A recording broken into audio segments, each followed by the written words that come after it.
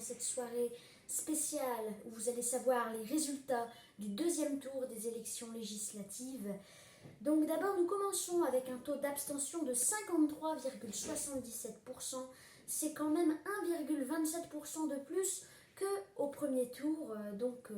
Les Français ont encore moins voté malheureusement. Donc tout de suite les résultats. En tête ensemble le parti d'Emmanuel Macron qui remporte 245 sièges à l'Assemblée nationale sur 577. La nouvelle Union populaire, écologique et sociale, la NUP de Jean-Luc Mélenchon, remporte 131 sièges. Le Rassemblement national, le RN de Marine Le Pen, remporte 89 sièges à l'Assemblée. Et puis les Républicains, le LR, tant qu'à eux, 61. Donc je suis moi-même allée assister au dépouillement dans la commune de Beaurain, dans la deuxième circonscription du Pas-de-Calais. Et c'est Jacqueline Maquet qui est élue du parti d'Emmanuel Macron.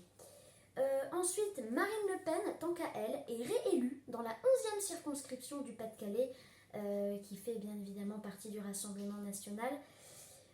Nous avons aussi Gérald Darmanin, le ministre de l'Intérieur, qui est élu dans la 10e circonscription du Nord.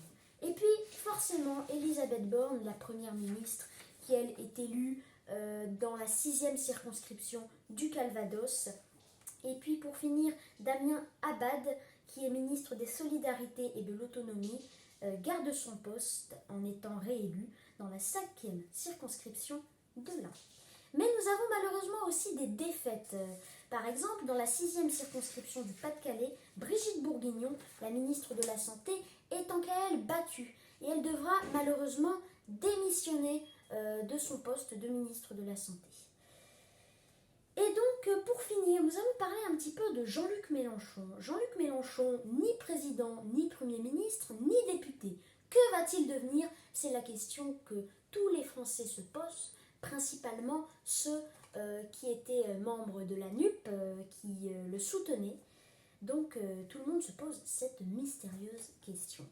Eh bien, c'était Clem News. J'espère que ça vous aura plu, que vous aurez pu apprendre plein de choses et que vous aurez surtout pu suivre les résultats des élections législatives en direct. Et bien surtout n'oubliez pas de mettre un pouce bleu, de vous abonner et puis moi je vous dis à la prochaine.